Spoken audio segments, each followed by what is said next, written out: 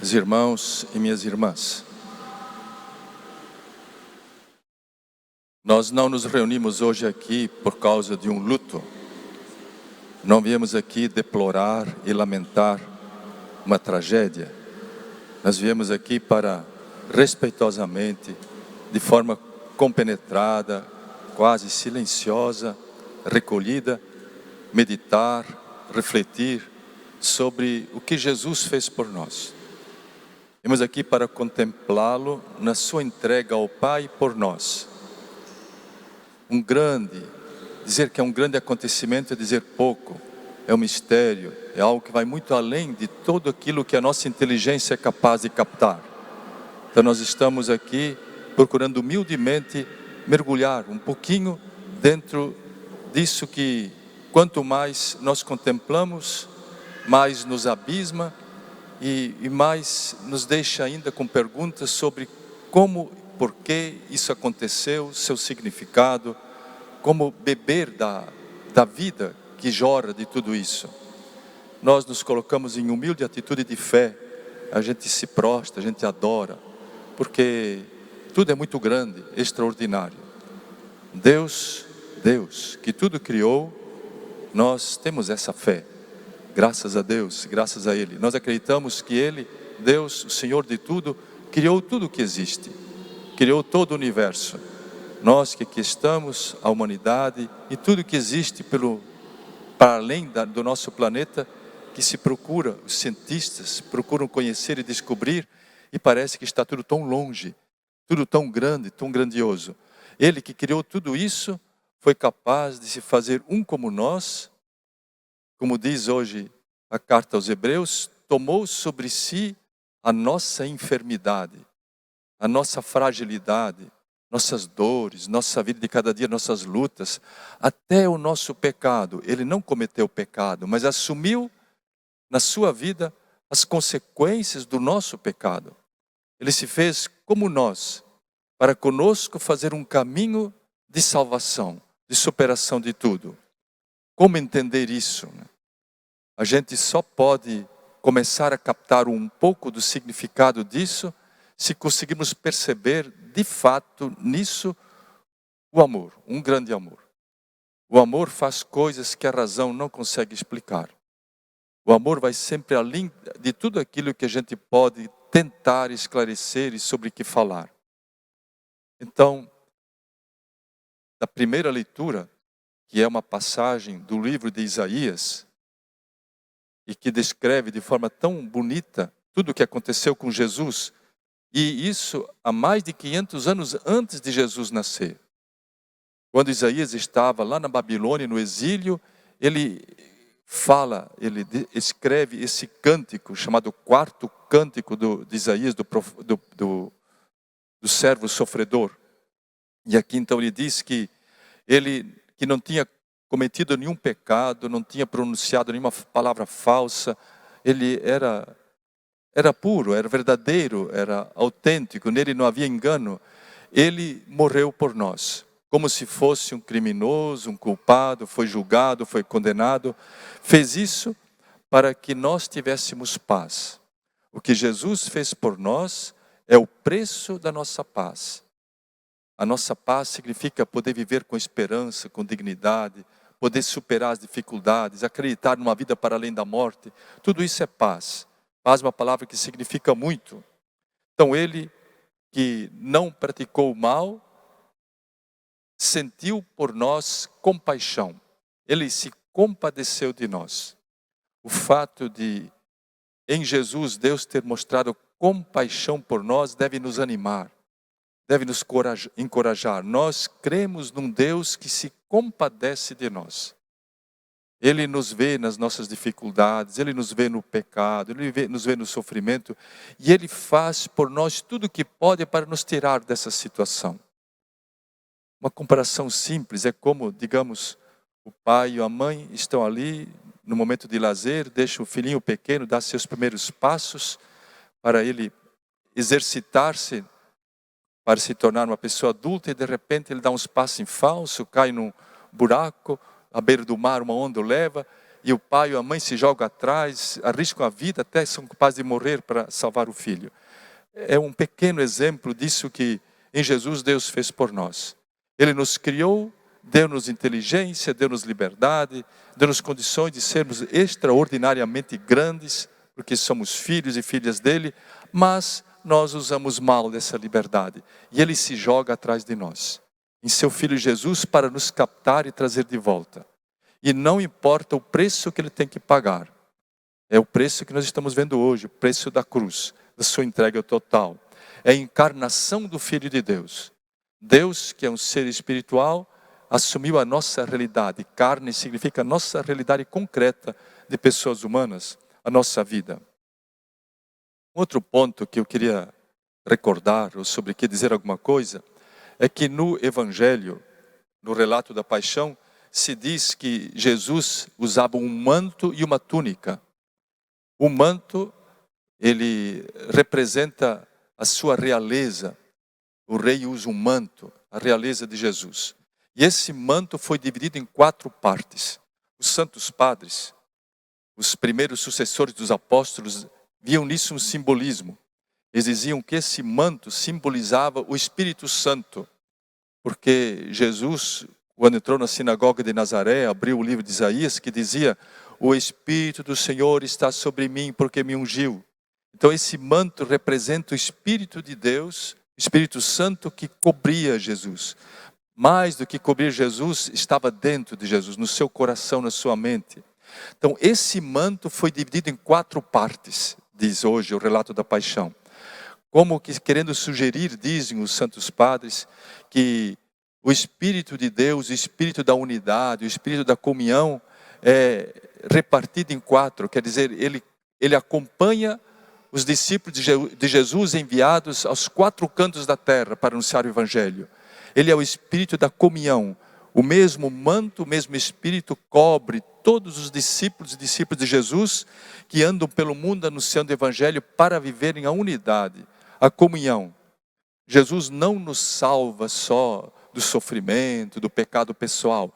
Ele nos salva da divisão. Ele nos salva do individualismo.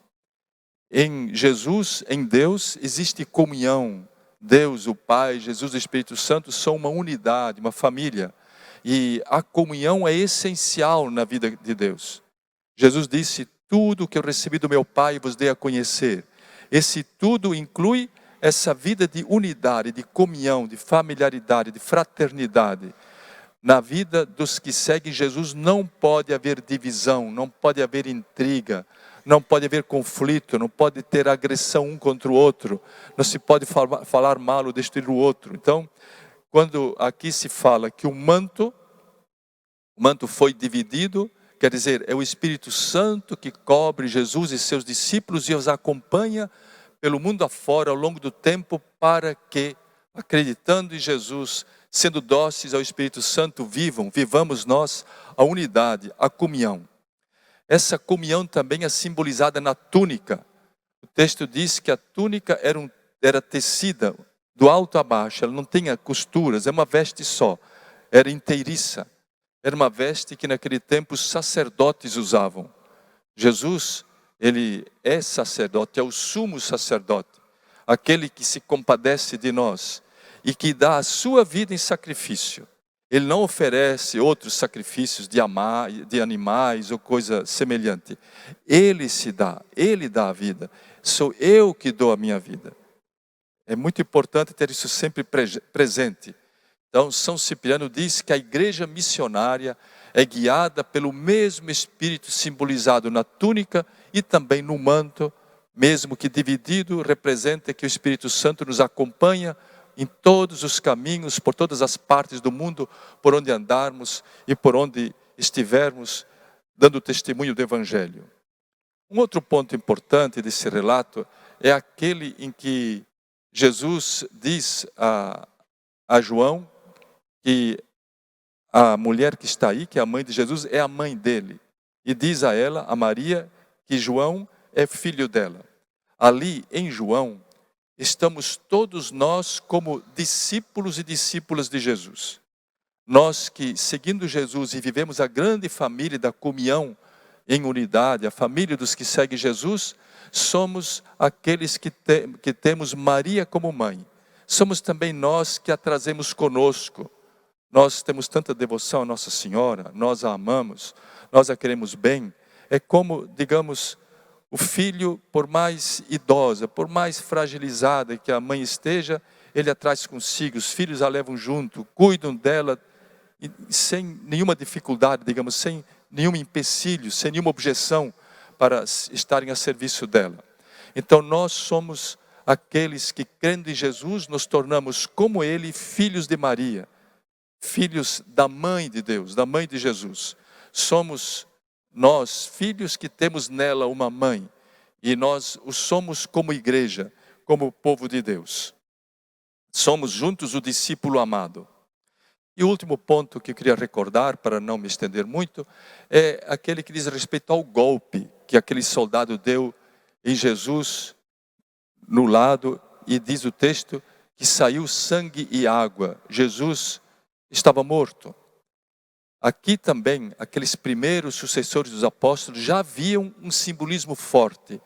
O sangue e a água que saem dali, o sangue representa a Eucaristia, que nós hoje temos, o corpo e o sangue de Jesus. E a água lembra o batismo. Eles sempre diziam que do lado aberto nasceu a igreja. Nós somos igreja porque batizados, porque aderimos a Jesus, porque nos alimentamos de Jesus na Eucaristia, de sua palavra, e queremos viver a comunhão fraterna. Nós somos assim igreja. Nosso nascimento está no batismo, simbolizado na água que jorrou, que brotou do lado aberto de Jesus, e nos alimentamos da Eucaristia. Por isso, para nós é sempre importante voltar ao batismo. Nós fomos batizados, penso que quase todos aqui, se não todos, quando éramos criancinhas, quando éramos bebês. E talvez, como eu, a maioria aqui não sabe, não se lembra desse momento, desse dia. Mas nós aprendemos, foi nos dito que nós fomos batizados. E nós, depois, conhecendo Jesus, conhecendo a fé, nós assumimos o batismo. É como se disséssemos, me batizaram quando eu era uma criancinha, e eu agora assumo o meu batismo. Eu quero ser batizado. Eu quero ser um batizado, eu quero viver como um batizado. É como quando nós nascemos, não sabíamos quem era a nossa mãe, quem era o nosso pai. Mas aos poucos fomos conhecendo nossa mãe, nosso pai, pela convivência, e nós assumimos a nossa mãe por mãe, a nosso pai por pai. Assim também, na medida que crescemos, assumimos a nossa fé, porque batizados. E então batizados e alimentados pelos sacramentos todos, mas sobretudo pela Eucaristia, nós então queremos viver essa comunhão, essa unidade dos discípulos missionários de Jesus. A comunhão e a participação. É uma característica da Igreja Católica. Nós somos cristãos católicos que priorizamos a comunidade. Por isso somos comunidades diocesanas pelo mundo afora. A igreja espalhada pelo mundo é dividida em dioceses. Dentro de uma diocese temos as paróquias. Cada paróquia tem suas comunidades. Depois, dentro das comunidades, tem grupos, tem famílias, sempre vivendo juntos, onde cada um de nós tem um nome, cada um de nós é conhecido, cada um de nós pode dizer ao outro que sente, ouve, enfim, todos partilham das mesmas alegrias e das mesmas dores. Então, hoje, nesse dia em que nós contemplamos Jesus que se dá na cruz, por mais que isso nos faça ficar compenetrados e refletir sobre a nossa vida, o nosso pecado, a necessidade de conversão, nós levantamos a cabeça cheios de esperança. Jesus pagou por mim. Isso é grande demais. Ele me salvou. Ele perdoou meus pecados. Ele pôde pagar meus pecados. Pagou por mim. E eu não tenho outro jeito de lhe ser agradecido, senão viver como ele ensinou. Ser também um irmão, uma irmã de todos, participar da comunidade, viver a comunhão, sempre construir unidade. Jesus veio para unir a terra e o céu. Está dito no Evangelho que Jesus morreu para reconciliar os filhos de Deus que estavam dispersos. Então nós queremos viver sempre mais a reconciliação e nos unir para que a morte de Jesus não tenha sido em vão.